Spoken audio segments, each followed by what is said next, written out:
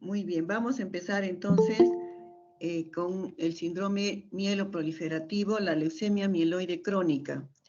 Es una enfermedad caracterizada por una alteración de la célula madre pluripotencial, ¿no? En la cual hay una intensa proliferación de la serie granulocítica con leucocitosis marcadas. Entonces, están aumentados los leucocitos, la hemoglobina baja, y en estadios ya avanzados de la enfermedad hay trombocitopenia, pero en los inicios hay trombocitosis. Entonces hay leucocitosis más trombocitosis al inicio de la enfermedad. Entonces por eso hay una proliferación de estas dos series. ¿Ya? La siguiente.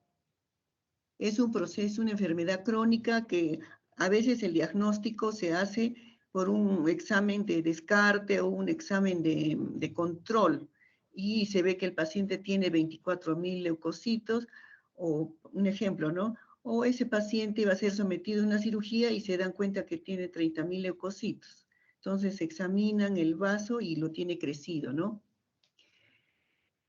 Casi el 90% de los pacientes tienen el cromosoma Filadelfia. El cromosoma Filadelfia es una translocación 922, en la cual hay una translocación del 9 por el 22 y el 22 por el 9. Todo el material genético del 9 se pasa al lugar del 22 y viceversa.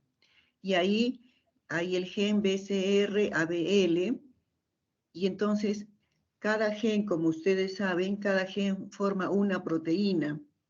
Pero en caso de que se una este gen aberrante, anómalo, ¿no? 922, se genera una proteína de 210 kilodaltons, que es una proteína normal, que produce la proliferación anormal de las células, de la serie mieloide.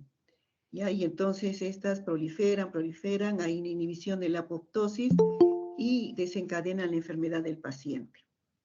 La edad mediana a presentarse es 47 años, 47,5% se presenta mayor de 70 años. Disculpen el error, es raro en la infancia, pero pueden presentarse.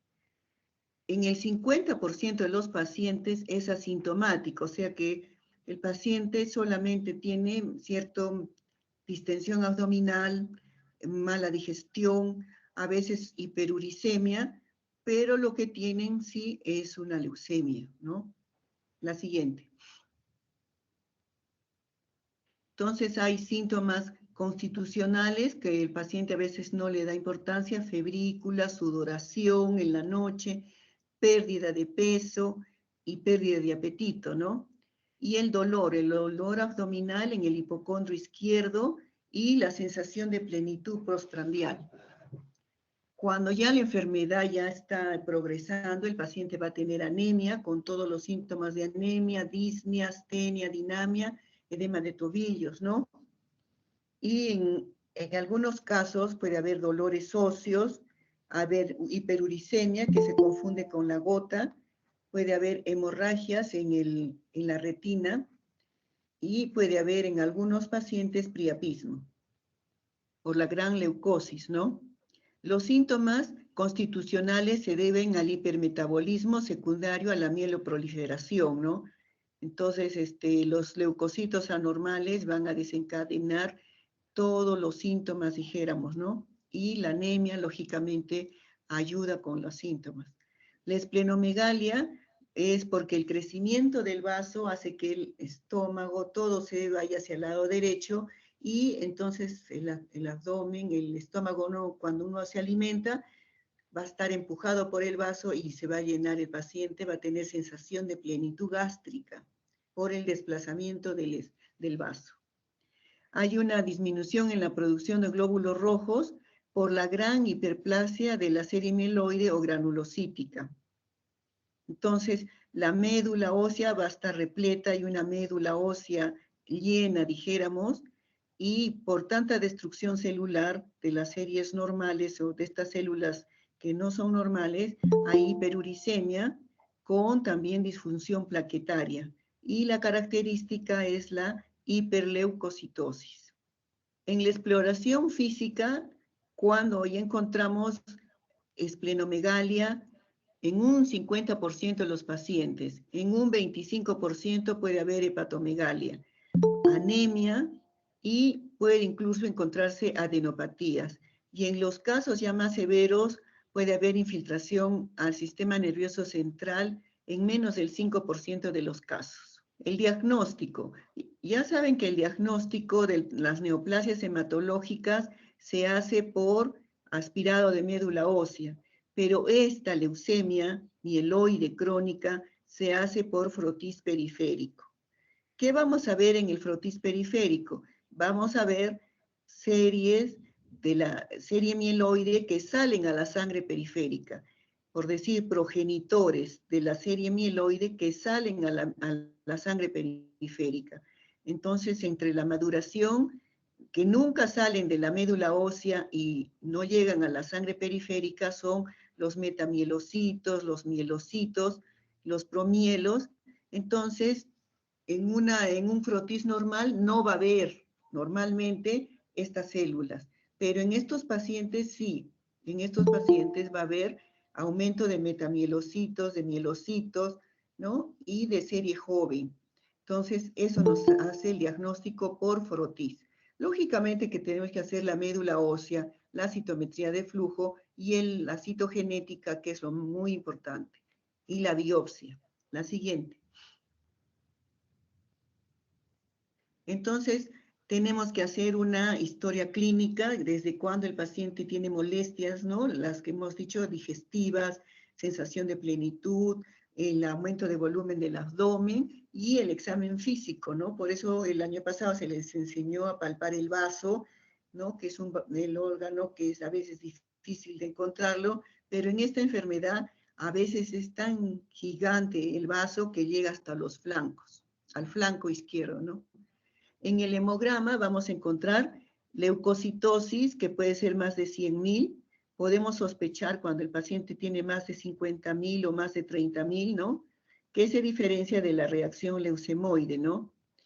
Entonces, acá va a haber basofilia en la leucemia crónica, mieloide crónica. Hay trombocitosis, que pueden llegar a 700.000, 800.000, y la anemia va a ser normocítica, y en algunos casos pueden haber también serie roja joven, circulantes, eritroblastos.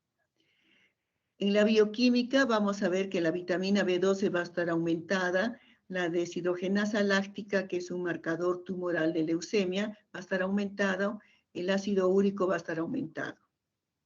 En la médula ósea, el aspirado de médula ósea, la relación mieloeritroide, que es 3:1, va a estar aumentada, ¿no? Y puede haber blastos en menos del 5% de los casos, ¿no? Muy bien. La biopsia de hueso, vamos a encontrar aumento de la celularidad, una célula que está, dijéramos, hiperplásica, y en algunos casos puede haber fibrosis.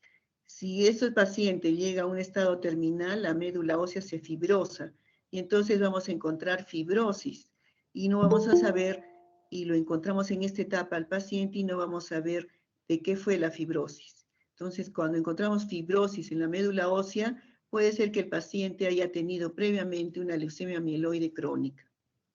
Y como les mencioné, el 95% de los pacientes tiene el cromosoma Filadelfia o PH que se llama, ¿no?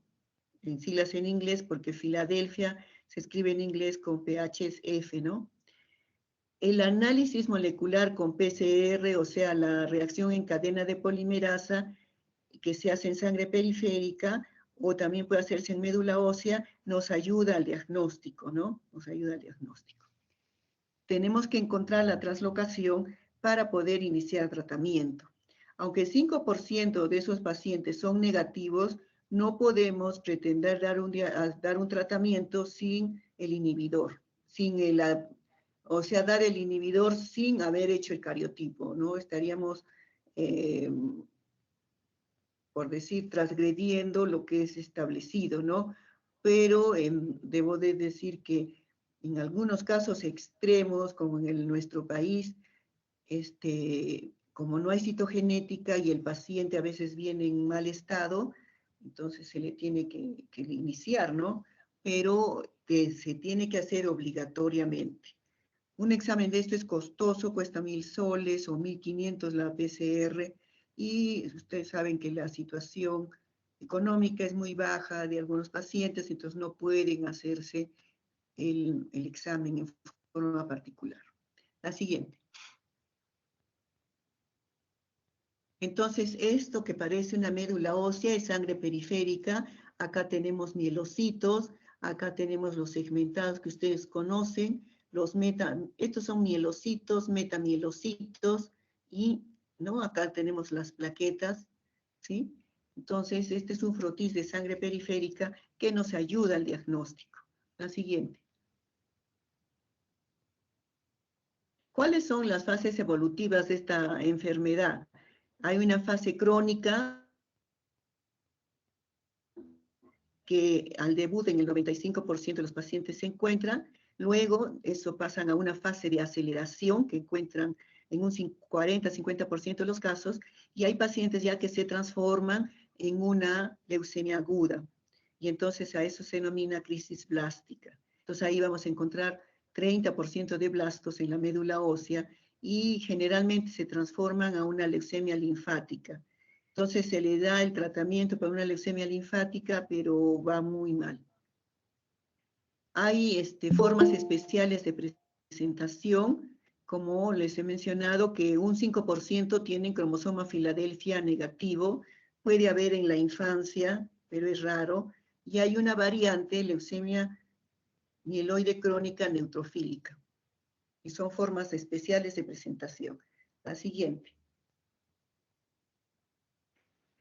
El diagnóstico diferencial de esta enfermedad es con la reacción leucemoide que hemos mencionado en las clases, ¿no? Que puede ser secundaria a una infección, una sepsis, el paciente está en la UCI con una infección severa y los leucocitos aumentan, ¿no? Aumentan 20.000, 30.000. Y en algunas neoplasias como el linfoma o el mieloma, que también se transforman a veces en leucemias. Entonces, el linfoma puede transformarse en leucemia, sí, en estadios muy avanzados. Y también el mieloma puede transformarse en una leucemia de células plasmáticas. Entonces, por eso podríamos encontrar una reacción leucemoide.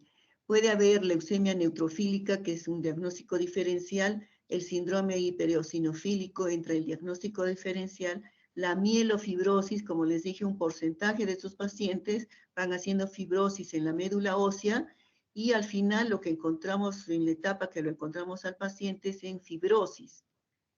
Y vemos los antecedentes, algún hemograma anterior, y este paciente tuvo una leucemia mieloide crónica que no se trató y fue a la fibrosis. Y la leucemia mielomonocítica crónica que está dentro del diagnóstico diferencial. La siguiente.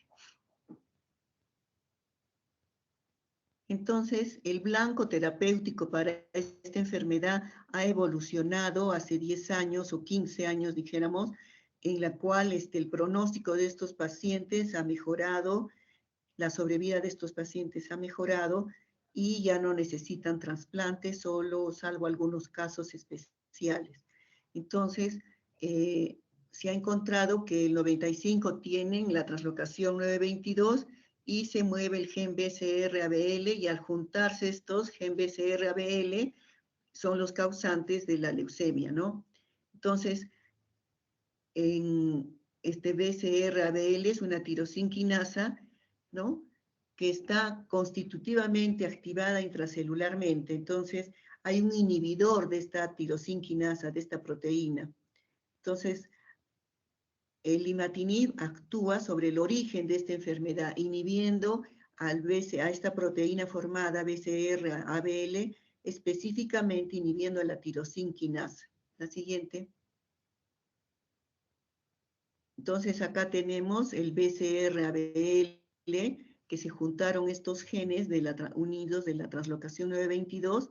Acá está el sustrato de la enzima, y acá tenemos acá hay ATP, fosfatos, y esta es la tirosina, ¿no? Para que actúe este BCR, necesita de la tirosina quinasa. Y entonces se inhibe esta tirosina quinasa, y entonces se deja sin efecto. Acá tenemos, ¿no? Este era el imatinib en forma experimental. Entonces ya no se usa, ya no se une la tirosina quinasa acá, sino el imatinib que impide inhibe la tirosina quinasa, de tal manera que el paciente vuelve a su médula, a su estado normal.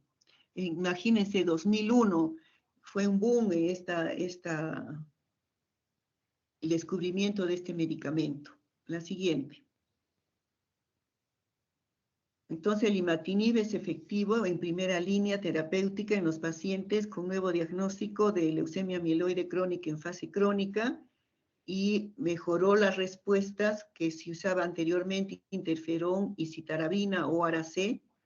Es superior, mejora la calidad de vida de los pacientes, y en la actualidad es el primera línea de tratamiento. Pero tenemos que hacer el cariotipo, citogenética, demostrando el cromosoma Filadelfia. Vamos a ocuparnos del linfoma Hodgkin. Este es el doctor Hodgkin, que diagnosticó esta enfermedad en 1798, él vivió de 1798 a 1866. Este es el doctor Hodgkin, así se escribe Hodgkin, H-O-D-G-K-I-N, ¿no? Entonces hay mucha dificultad en escribir, claro, porque no estamos familiarizados con este apellido nosotros. La siguiente. Entonces, el linfoma son neoplasias malignas caracterizadas por la proliferación nativas de los tejidos linfoides. De ahí viene, ¿no? Linfoma de tejido linfoide. Es decir, de los linfocitos, de los histiocitos y sus precursores de que ellos se derivan. Son letales, no sea, son mortales, ¿no? Los pacientes aumenta alto la mortalidad. Entonces, hay una sobreexpresión, ¿no?, de las células que regulan el ciclo celular, hay una inhibición de los mediadores de la apoptosis y expresan unas proteínas aberrantes que se han encontrado en la mayoría de las células, ¿no? Entonces acá vamos a ver que la infección por virus son los virus protooncogenes que convierten en oncogenes, están ahí el Epstein-Barr, el HTLV1, la hepatitis C, el HIV mismo y el Helicobacter pylori. Dentro de los factores, pasa a la siguiente, los factores ambientales tenemos los químicos, los insecticidas, los solventes, el tinte de cabello, ¿no? Y algunas enfermedades, algunas inmunodeficiencias, y procesos inflamatorios crónicos. La tiroiditis de Hashimoto está asociado, y el síndrome de Sjögren. Este es un linfoma, acuérdense que ataca primeramente al tejido linfoide, nace en una cadena ganglionar y se extiende en forma ordenada, dijéramos el Hodgkin, hacia otros ganglios. Entonces aparece en el cuello y en forma ordenada avanza, ¿no?, hacia todas las regiones ganglionares de un lado, luego el otro, luego la axila y por último las ingles. Ya, pero puede haber también extraganglionar. La siguiente. La etiología es desconocida, igual que todas las neoplasias. Hay factores genéticos, como les he dicho, y hay el problema de los protooncogenes que son activados por virus, ¿no? Y es una enfermedad neoplásica que proviene de las células B, ¿no? También puede haber de células T, pero es más raro, y donde es predominante acá la infección que toma importancia acá es el virus de Epstein-Barr, el virus de Epstein-Barr. También está asociado con otros virus, como les mencioné. La siguiente. La célula de Reed-Steinberg, ustedes habrán escuchado, es patognomónica de esta enfermedad, tiene que ser encontrada por los patólogos, ¿no?, debido que es característica. Es una célula binucleada, acá miren los núcleos, como en ojos de búho se llaman, ¿no? Entonces, tiene que encontrarse esta célula. Se ha visto que es el mejor pronóstico el Hodgkin que el no Hodgkin, porque es una célula B. Es una célula B. Acuerden, B de bueno, ¿no?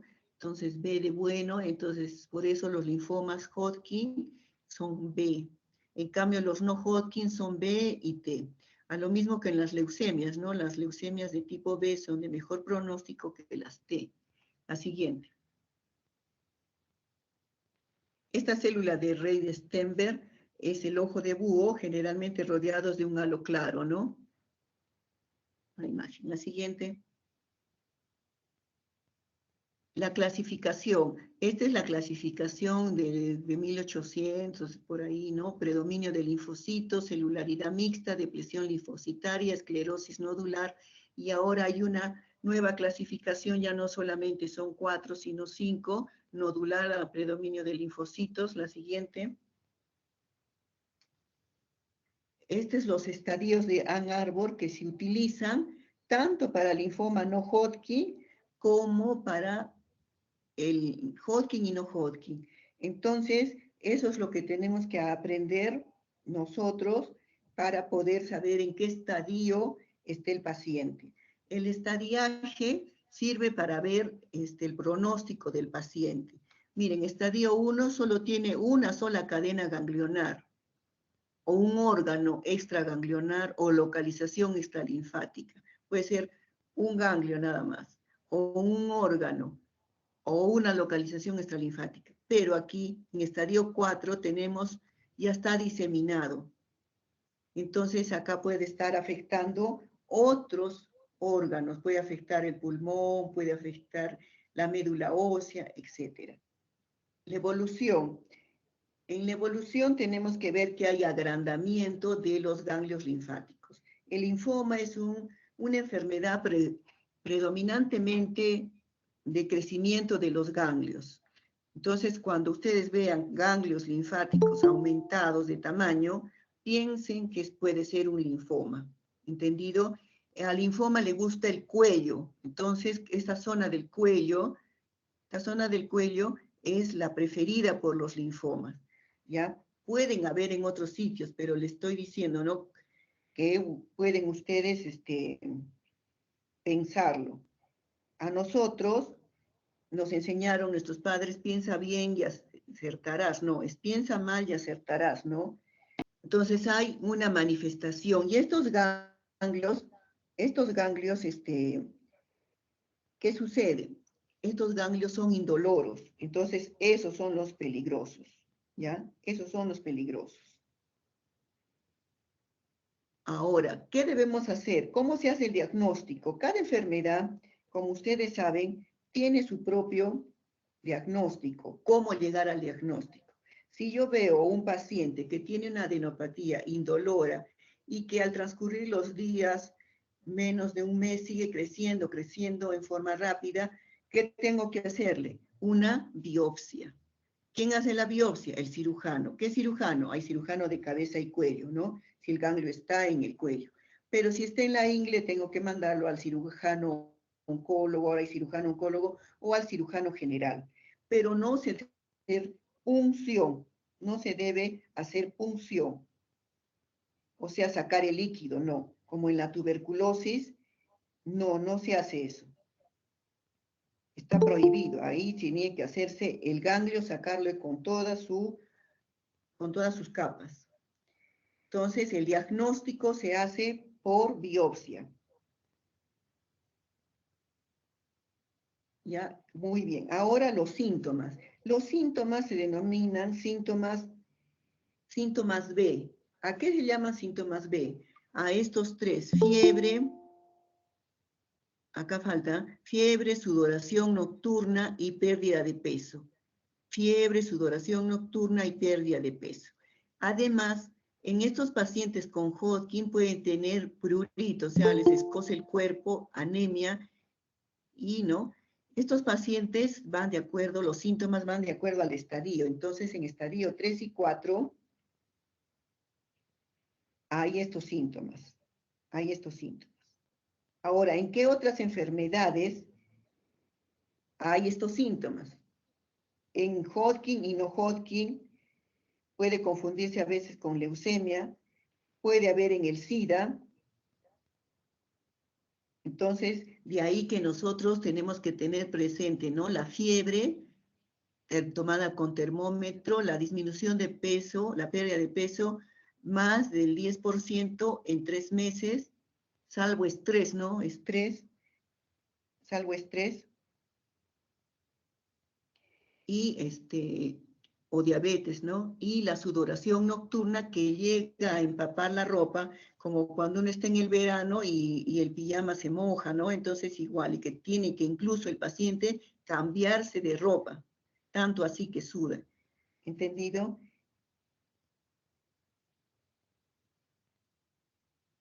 La siguiente. Muy bien. Entonces, el linfoma, este linfoma de predominio linfocítico es el 6% de los casos. Hay un infiltrado difuso, ¿no? Vagamente nodular, ¿no? De los linfocitos. Es difícil en este tipo de encontrar células de Reed-Steinberg típicas y las encuentran las células de Porcorn, así se llaman, como ya no encuentran los ojos de búho, sino solamente el halo. ¿Ya? Es frecuente en hombres y es de buen pronóstico, es de buen pronóstico. Es de buen pronóstico. Ya, la celularidad mixta, acuérdense que es el 60%, 60-70% de los casos. Aquí hay gran cantidad de las células de Reed-Steinberg y es una afectación ganglionar difusa, es frecuente en hombres y hay un infiltrado que rodean a las células de Reed-Steinberg, eosinófilos, células plasmáticas, histiocitos, todos esos. Muy bien, entonces hemos dicho que hay la celularidad mixta, la esclerosis nodular, la depresión linfocitaria, a predominio linfocítico, y la última es a predominio linfocitario nodular, predominio linfocitario nodular. Esta con depresión de linfocitos es de mal pronóstico, se presenta en el 20 a 30% de los casos. Hay células de Reed-Steinberg típica, hay una fibrosis difusa y hay una variante reticular. Dos formas, dos subtipos que son formas agresivas de esta enfermedad. La siguiente.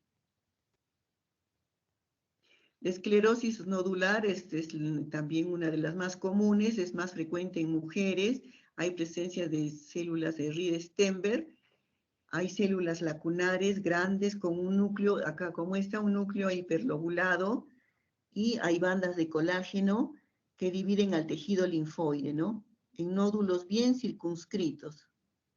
Ya, la siguiente.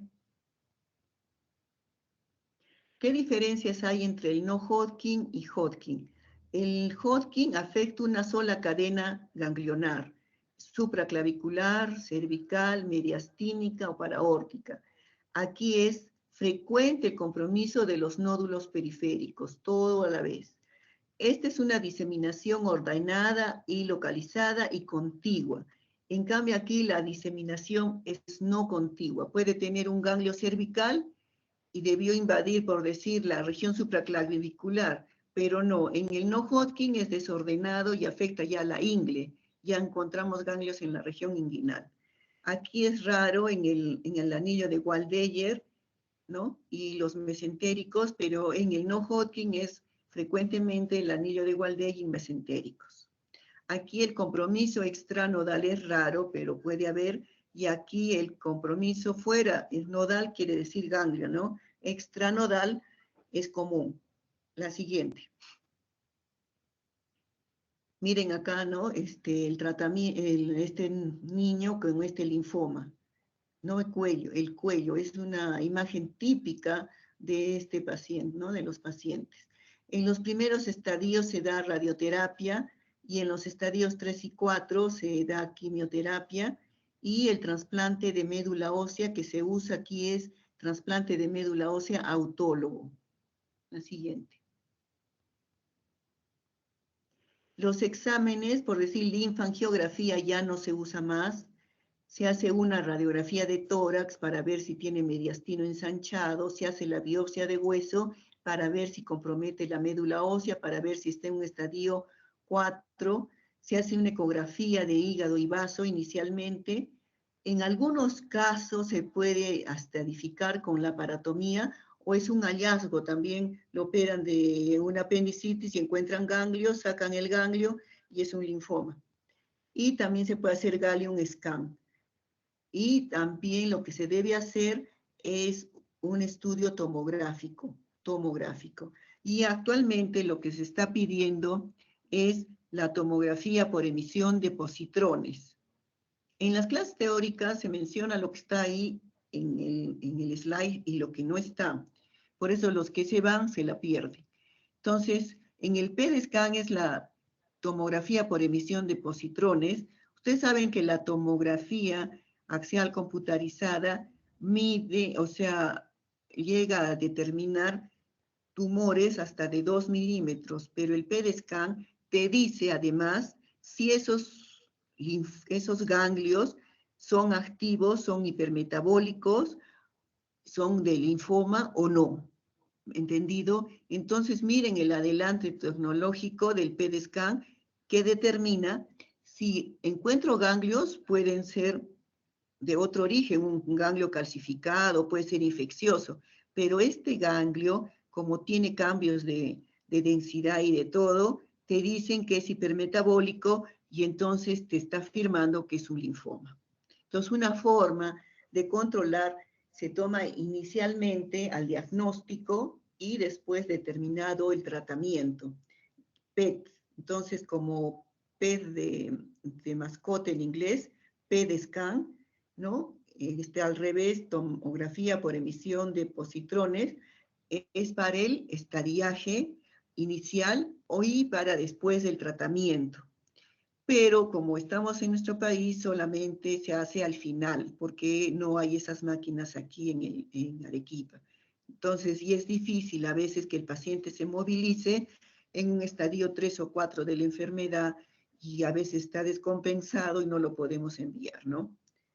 Entonces, el PET-scan es lo ideal inicial para ver si el tratamiento es bueno y cuánto ha quedado de enfermedad. Pero la tomografía nos ayuda, ¿no? Nos ayuda bastante. Tengo que decirles también que el linfoma puede ser T y B, y que los de mejor pronóstico son los B, como les he dicho, y hay la activación de protooncogenes, ¿no? O genes supresores de tumores que son inhibidos, como el P53, y ocasionan translocaciones, ¿no? De genes, los cuales ya están determinados en el linfoma, ¿ya? Todavía no hay tratamiento de inhibición de estas translocaciones en el linfoma, solamente hay el tratamiento con quimioterapia y con un anticuerpo monoclonal que lo mencionamos en la clase de inmunología, que es el anti-CD20, debido a que estos linfocitos B expresan en su superficie el CD19, el CD20, el CD21, CD22, y el anticuerpo monoclonal es contra el CD20. Entonces, produce ahí una reacción de hipersensibilidad tipo 3, ¿no? De celular, una reacción celular dependiente de anticuerpos. Muy bien. La trombosis, la siguiente.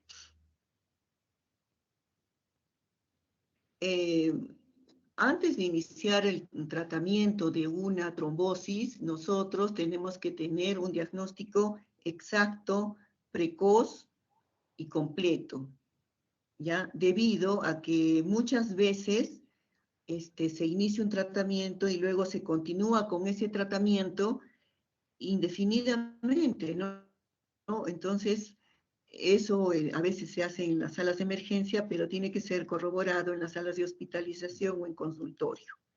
Entonces, tiene que haber la existencia de un trombo, la característica de ese trombo, las complicaciones después del trombo y cuál ha sido la etiopatogenia. El tratamiento debe ser individualizado y para obtener un mejor resultado. La siguiente. Entonces, ¿qué es la trombosis venosa?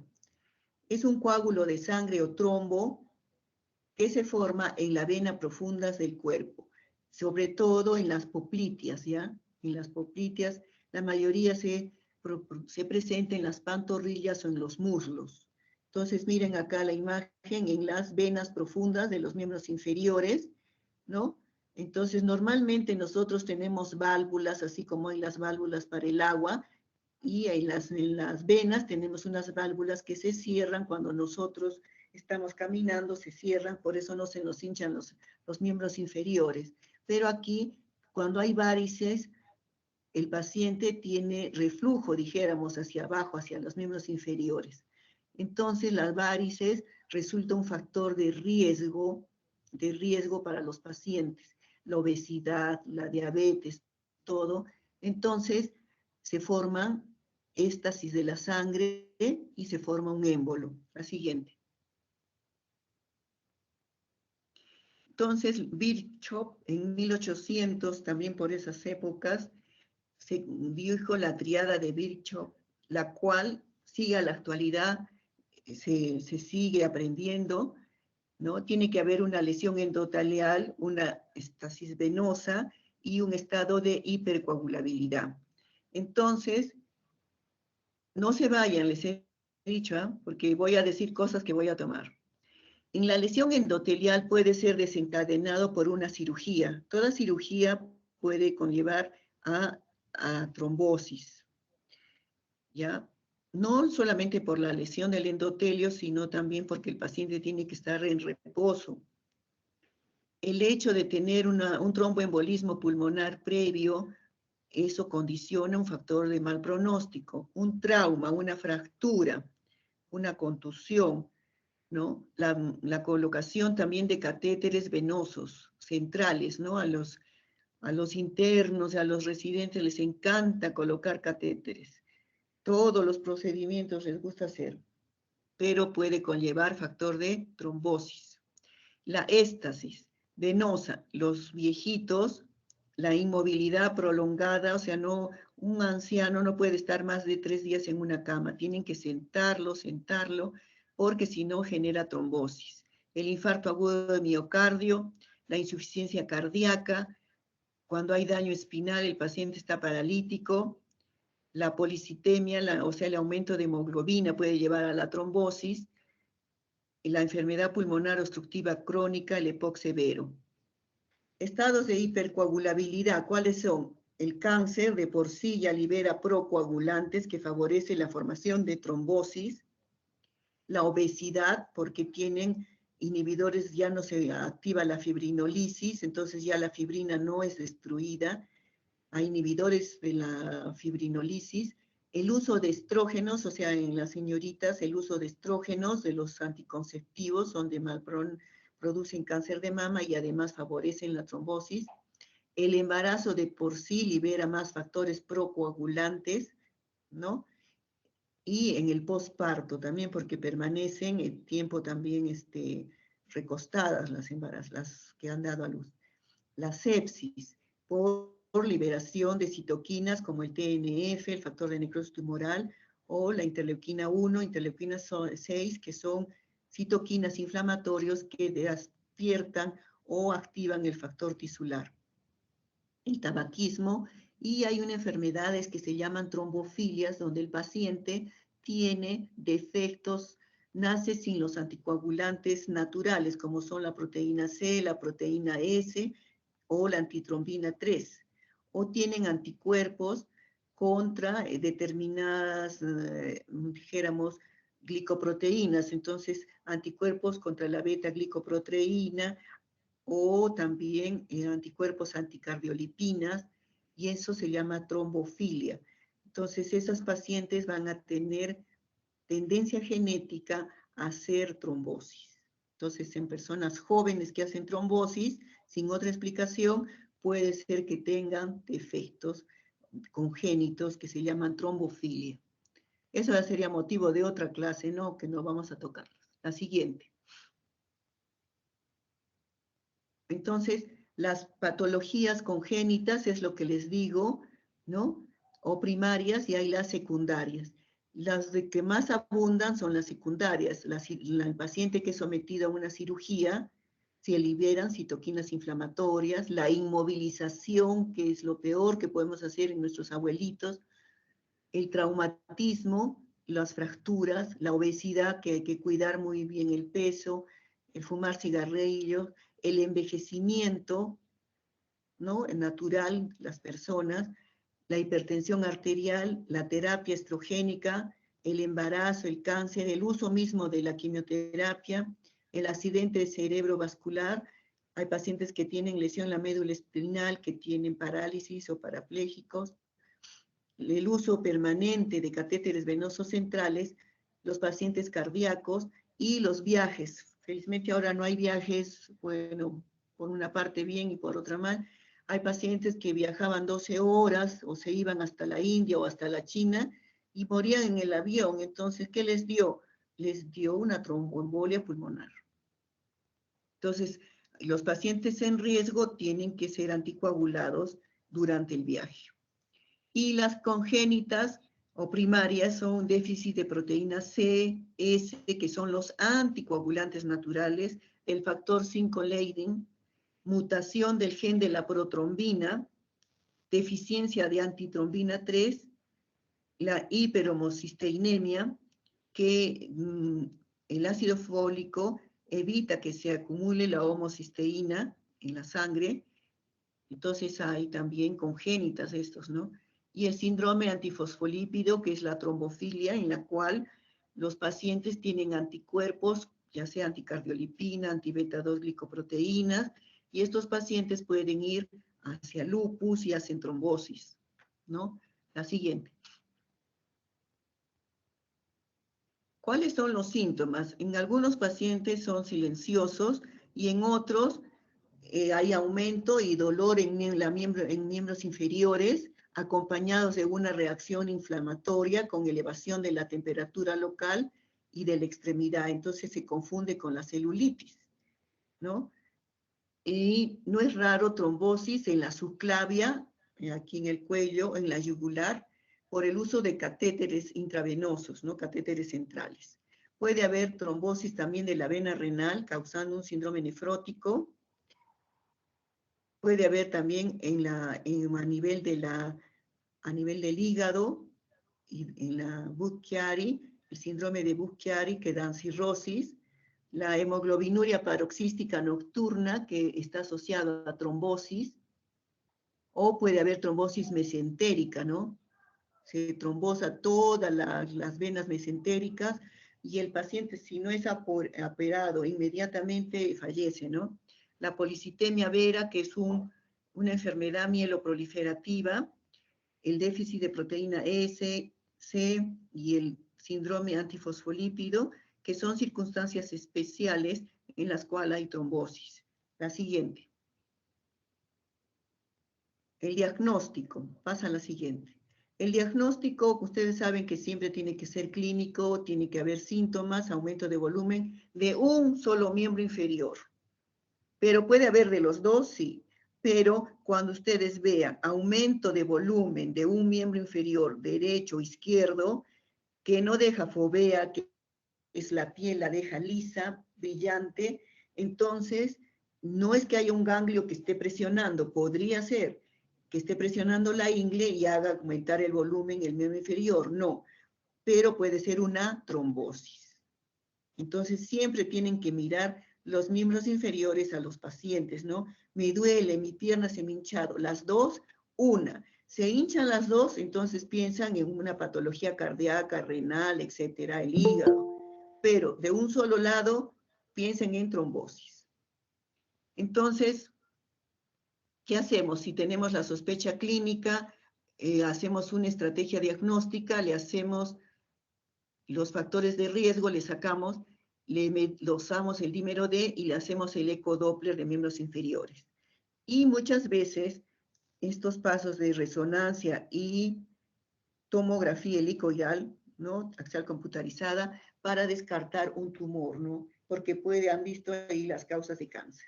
Entonces, hay algunos que exageran, otros que, bueno, depende de cada médico, ¿no? para buscar la causa, el origen. ¿Qué originó esta trombosis? Entonces, debemos hacer una tomografía, debemos hacer una resonancia o preguntar bien qué otros síntomas tiene. A veces la trombosis precede al cáncer, Entonces, hay cánceres como el cáncer de ovario en las mujeres que va precedida de trombosis. Trombosis también está asociado a cáncer de pulmón, ¿ya? Entre las neoplasias. Muy bien. También se podía hacer flebografía o plestimografía, ¿no? Para ver exactamente dónde es la localización. La siguiente. Solo la mitad de los pacientes con trombosis venosa tienen una trombosis venosa real, ¿ya? Porque hay situaciones que dificultan el diagnóstico. Entonces, a veces el apuro, a veces no contar con los medios de diagnóstico en la emergencia, entonces hace difícil el diagnóstico. Entonces, si en la emergencia no hacen el ecodoppler, no hacen el dímero D, entonces solamente puede ser con la clínica, con el ojo. Y entonces el paciente va a tener aumento de volumen de un miembro inferior y entonces ante la sospecha debemos de anticoagular porque si no ese paciente se puede morir. La localización y extensión hay que ver, ¿no? Si son las distales, que son usualmente asintomáticas. Los episodios, si ha tenido ya previamente un cuadro de tromboembolia venosa, trombosis venosa, es un síndrome recurrente, y luego queda un síndrome post-trombótico. Hay pacientes que queda el miembro inferior como que nada, en otros ya se dañan las venas, hay éxtasis venoso, ectasia venosa, hay dolor crónico y hay pigmentación, así como las medias, con medias negras, ven los miembros inferiores del paciente y tiene un color negruzco, la piel que es imposible de... Eso ya no se va a sanar, eso se va a quedar así, ¿no? Entonces, y sobre todo las mujeres se preocupan del dolor y de la pierna, me ha quedado negra, dicen, ¿no? Y circunstancias asociadas es el embarazo. El embarazo, como ustedes saben, señores alumnos, puede ser muy lindo, puede traer a un bebé al mundo, ¿no? Pero también puede comprometer la vida de la madre, ¿no? Entonces, esa es la gran diferencia entre hombres y mujeres, que ellos no pueden quedar embarazados, ¿no? Muy bien, la siguiente.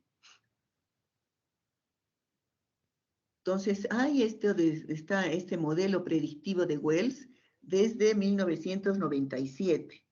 Entonces, si el paciente tiene un cáncer activo, se le coloca un punto. Si tiene parálisis, paresia o reciente inmovilización, que no camina mucho, como 1.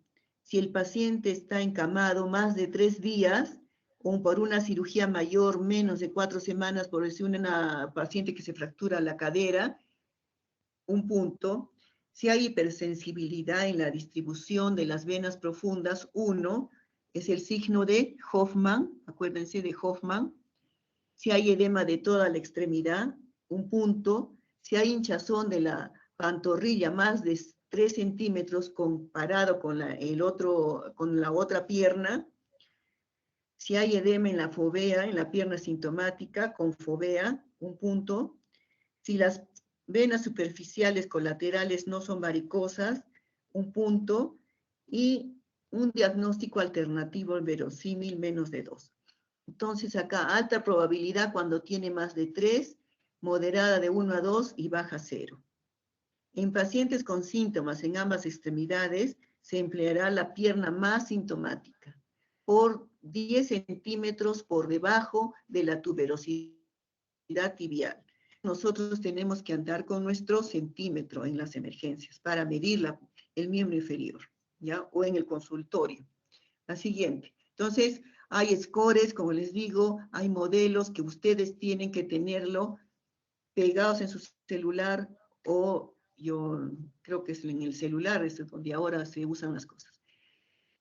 Entonces, se produce una obstrucción por ese trombo del flujo venoso a inflamación perivascular y puede ser que ese émbolo, que ese trombo viaje al pulmón y cause tromboembolia pulmonar.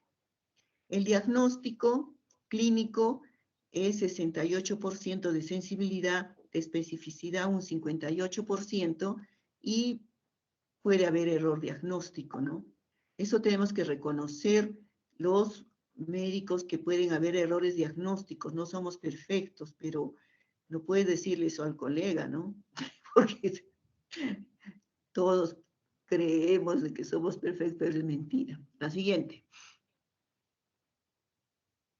El diagnóstico diferencial. Miren, en todo yo les estoy diciendo en la práctica, tienen que aprender el diagnóstico diferencial. No pueden terminar este semestre sin saber diagnóstico diferenciales de las entidades que les mencionamos. Síndrome postrombótico, quiste de Baker, hematoma muscular, linfedema, linfangitis, síndrome compartimental, edemas sistémicos por nefropatías, hipoproteinemias, edemas locales, compresión venosa, fístulas, simulación que podría ser raro o neurosis. Necrosis, neurosis trombótica. La siguiente. Esta es la predicción analítica, a quien les gusta matemáticas, entonces, ¿no? Que para que vean, para que los colegas no nos equivoquemos o los médicos no nos equivoquemos, ¿ya? Y entonces hay predicciones, ¿no? La siguiente. Se debe hacer el dímero D, es un diagnóstico cuantitativo rápido basado en la aglutinación de partículas de látex recubiertas de anticuerpos frente al dímero D. Tiene una sensibilidad del 95% y permite excluir en un alto grado de fiabilidad la existencia de trombosis venosa. ¿Ya? Tiene una sensibilidad del 95%, en combinación con el test de Wells, el que les he mostrado. La siguiente. Entonces, ante la sospecha, ¿no? Debemos hacer una exploración diagnóstica y el diagnóstico diferencial. La siguiente.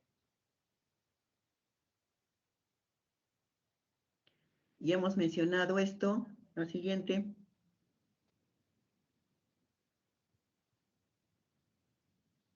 La sensibilidad de la flebografía, ¿no?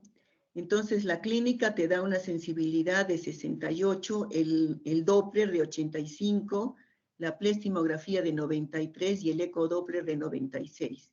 La especificidad de la clínica es 58%, el Doppler 88%, plestimografía 94% y ecodoppler 96%, ¿ya? Entonces tienen que saber con cuál harían el diagnóstico, con la plestimografía, pero eso no hay, entonces hacemos con el ecodoppler. La clínica, miren, es el 50%, por eso puede haber error. La siguiente. Entonces el ecodoppler debe ser rutinario o selectivo, ¿no? Si es positivo, negativo o no concluyente. Si es negativo, tenemos que volver a repetir en una semana. La siguiente. Entonces, la ecografía Doppler depende del médico que lo haga con mucho detenimiento, ¿no? Es no invasiva, rápida y de alta sensibilidad y especificidad, y tiene un valor predictivo positivo en un 97%. Y este cuadrito, que lo hemos añadido casi al final, la sospecha clínica de la trombosis venosa probable. Entonces, hacemos el dímero D. Si es positivo, le hacemos el ecodoppler. Si sigue saliendo positivo, le damos un tratamiento anticoagulante. Si el dímero D es negativo, le hacemos el ecodoppler y si sale positivo, hacemos el tratamiento anticoagulante, ¿ya? Entonces, iniciar un tratamiento de heparina de bajo peso molecular cuando hay una probabilidad clínica. El ecodoppler se tiene que hacer dentro de las 24 horas para confirmar o descartar el diagnóstico. ¿Por qué no lo vamos a anticoagular sin un ecodoppler? ¿No? Entonces, la técnica denominada ultrasonografía triple o triplex es valorar la biología del trombo, ¿no? Trombosis limitadas a la pantorrilla y casos asintomáticos, se ha propuesto el láser Doppler, vasoconstricción periférica, en respuesta al incremento de la presión venosa. Ahí está para los que quieran hacer radiólogos, ¿no? Es muy interesante este estudio. La siguiente. Algo que no encontraba y que, bueno, que es necesario que ustedes sepan los nuevos anticoagulantes. Entonces, el dabigatran son los nuevos anticoagulantes orales. El dabigatran es un inhibidor de la trombina. La trombina es el factor 2. El rivaroxaban es inhibidor del 10A, el apixaban del 10A, el edoxaban del 10A y el betrixaban, el inhibidor del 10A. ¿Ya? Entonces, el Pradaxa, o ese nombre comercial, estamos prohibidos, dice, ¿no? Y la dosis es de 15 miligramos cada 12 o 100, es la dosis de prevención 150 a 220 miligramos. ¿Ya? Esta es excreción renal. Entonces, en los abuelitos no podemos usar mucho porque si tienen una depuración de creatinina baja, entonces puede estar circulando y circulando en la sangre y producir sangrado, ¿no? Lo que no queremos es hacer daño. El rivaroxaban en un 66%, se elimina por el riñón, el apixaban en un 25%, y estos no han llegado al Perú. La siguiente. Conclusiones. Entonces, el diagnóstico de trombosis es muy difícil, tiene escasa sensibilidad y especificidad, la asociación de síntomas, signos, presencia o ausencia de factores de riesgo permite predecir la posibilidad de padecer una trombosis venosa profunda con el test de Wells. El dímero D es para exclusión de trombosis venosa. En casos necesarios, debe hacerse el ecodoppler para confirmar o excluir una trombosis venosa y reservar la flebografía solamente para casos estrictamente necesarios. La obligatoriedad de implantar estrategias, algoritmos en la práctica clínica, ¿no? No se debe conformar con el simple diagnóstico. No, nosotros tenemos que tener, por eso tienen que tener criterio. Hay criterio clínico, laboratorial, radiológico, llenar todos, ¿no? En la búsqueda de la causa, ¿ya? Muy bien. El mieloma múltiple es una enfermedad compleja en las cuales se caracteriza por aumento de las células plasmáticas. Esto es una médula ósea con las células plasmáticas. Entonces, lo que vemos en la médula ósea, miren, acá hay 1, 2, 3, ¿cuántas? 1, 2, 3, 4, 5, 6, 7, 8, 9, 10, 11, 12, 13, 14, 15, 16. ¿Con cuál hago el diagnóstico? El diagnóstico se hace con 10% o más del 30%. La siguiente.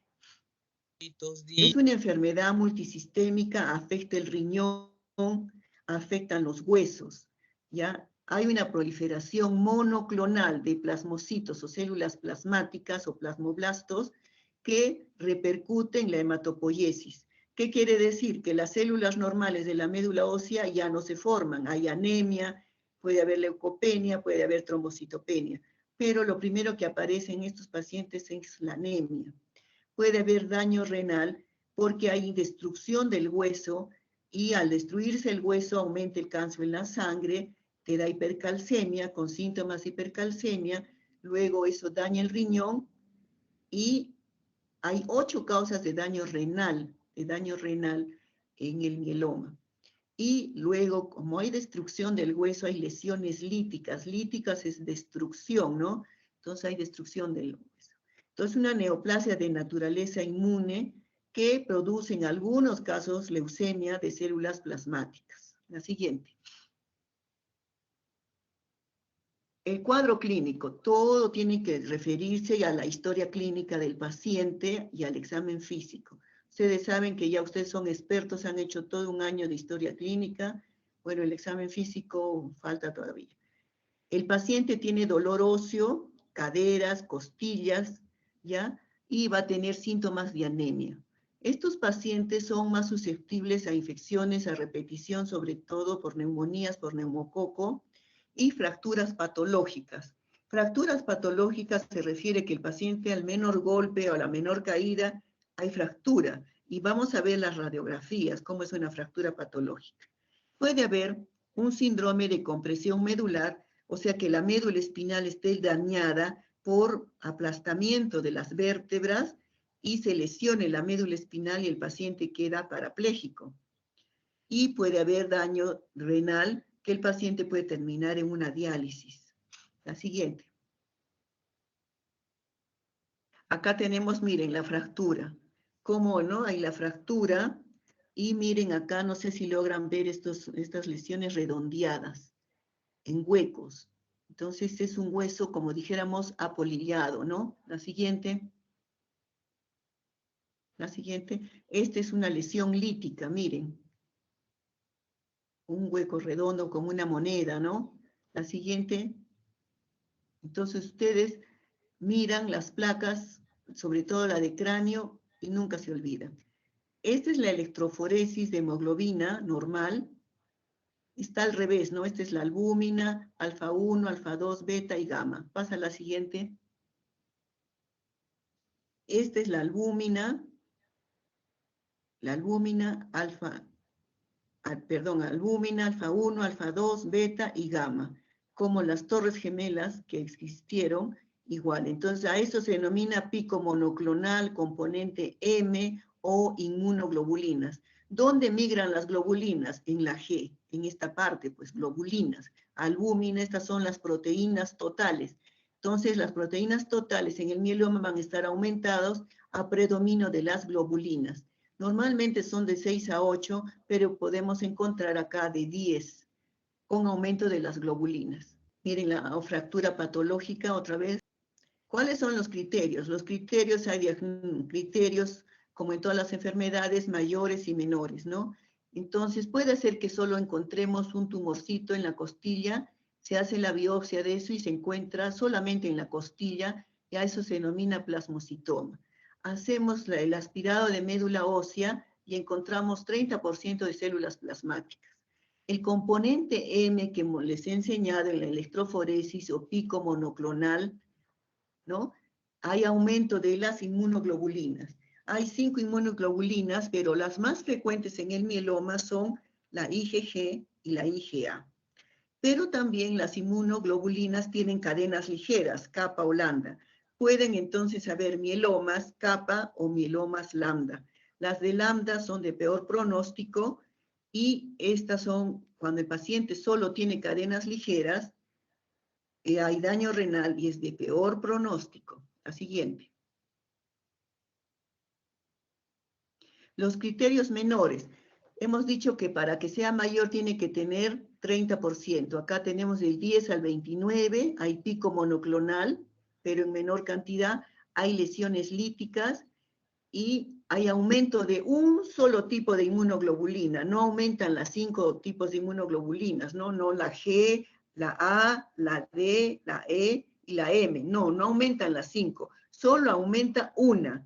Y en el mieloma aumenta con mayor frecuencia la G y la A. Solo por eso se llama pico monoclonal de una inmunoglobulina. ¿Entendido? La siguiente. Y las otras están disminuidas. La siguiente. El diagnóstico, entonces, igualmente que se junta, no puede haber el criterio mayor, criterio menor, criterio mayor, criterio menor, y así. O el segundo criterio con otro menor y así, ¿no? Por eso están numerados. La siguiente. Entonces, el mieloma tiene que encontrarse más del 10% de células plasmáticas, el pico monoclonal y el órgano blanco van a ser los huesos, ¿no? Va a haber lesiones líticas, ensacabocado se llama, a hipercalcemia y alteración de la función renal. Al diagnóstico mencionan que ya hay alteración de la función renal en un 80%, o sea, todos tienen daño renal. La siguiente. Se llama a este tipo de mieloma, solamente hay pico monoclonal, y menos del 10% de células plasmáticas en la médula ósea. Y no hay anemia ni daño renal. Entonces es un mieloma smoldering o quiescente, que queda en forma latente, dijéramos, ¿no? La siguiente. La gamapatía monoclonal. Solo aquí encontramos el pico monoclonal, o sea, una inmunoglobulina elevada, y puede estar por años. No, la médula ósea va a ser normal y no hay lesiones líticas. Y entonces a eso se denomina gamapatía monoclonal, o MGUS en inglés, ¿no? La siguiente. Y esto para que no se olviden, en este dibujito que encontramos, entonces, este es un cangrejo, ¿no? Entonces, crabs en inglés. Entonces, no se olviden, K, la C de calcio elevado, mayor de 11, la R de daño renal, creatinina mayor de 2, la anemia menos de 12, y bone, el hueso, lesiones líticas. Entonces, estas son las características del mieloma que le han ideado los gringos para que ustedes no se olviden. Crabs. ¿Qué hay en el mieloma? Crabs. Entonces ya se acuerdan. La siguiente. Y estos son los criterios diagnósticos, ¿no? Elevación del calcio, insuficiencia renal, anemia y lesiones líticas, ¿no? Estos son los estadios clínicos, estadio 1, donde todavía no hay anemia, el calcio está normal y hay componente M, pero no muy elevado. El estadio 2, hay masa tumoral, ¿no? Ya, pero todavía aquí no hay tanta anemia. La siguiente, el estadio 3, es cuando ya hay anemia, hay hipercalcemia y lesiones líticas. Miren, la hemoglobina menor de 8, hay las células tumorales, o sea, las células plasmáticas, hay lesiones líticas y hay el componente M. La inmunoglobulina más de 7 gramos por ciento, y la inmunoglobulina A, o puede ser no las dos, solamente uno. Y puede haber cadena ligera, capa o lambda. Entonces puede haber una inmunoglobulina G elevada más una cadena ligera. Eso tienen que tener presente. ¿Ya? La siguiente. O puede haber mielomas solamente de cadenas ligeras. ¿Cómo diagnostico también el mieloma? Se asocia a la amiloidosis. Y la lengua, miren, nunca se olvidarán, esta lengua que es demasiadamente grande, es macroglosia, y que tiene los dientes acá, que tanto al cerrar la boca, los dientes quedan, dijéramos, dibujados en la lengua, ¿no? Pero el paciente tiene amiloidosis, agrandamiento, macroglosia, una lengua enorme, ya, la siguiente. Una lengua larga, ¿no? Una lengua, ya, la siguiente. Los pronósticos. ¿Cómo podemos nosotros ayudar al paciente? La beta-2 microglobulina es una, dijéramos, unido al MHC tipo 2 que se libera cuando hay destrucción celular. Es marcador del mieloma y también pronóstico. Y entonces, si en el estadio, dijéramos, está menos de 3,5 es 1, si está más de 3,5 o más de 5 es de peor pronóstico. La siguiente. Otros factores de mal pronóstico, el cariotipo, las plaquetas, ya cuando piense hacer plaquetas, un estadio 2 o 3, cuando hay anemia, cuando hay lesiones líticas, cuando la albúmina es menos de 3 y la creatinina empieza a subir y la reacción en cadena de polimerasa más de 0,4. La siguiente.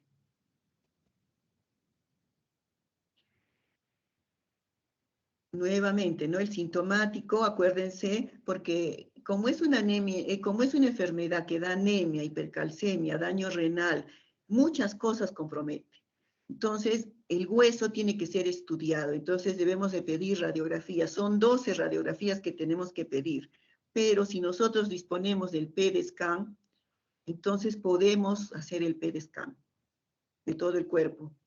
Y entonces, o tomar 12 radiografías. ¿Qué incluye? Radiografía de cráneo, radiografía de la parrilla costal, radiografía de huesos largos, radiografía de pelvis, ¿no? Pero como son de ambos lados, entonces, ¿no? De los huesos largos de miembros inferiores, luego de pelvis, de la parrilla costal y del cráneo. Y ahí se ven las lesiones líticas, las que les he mostrado. La siguiente. Estos son los análisis que pedimos a un paciente, el hemograma, que es lo primordial. La velocidad de sedimentación va a estar aumentada. Esto nos ayuda a ver si tiene daño renal, la creatinina y el hígado, ¿no? El hígado para poder poner la quimioterapia. La DHL es un marcador tumoral, igual que la beta 2, el calcio sérico aumentado, y puede haber alteraciones de la coagulación. Y en algunos casos raros puede haber alteración del grupo sanguíneo. Si era O, se pasa a A.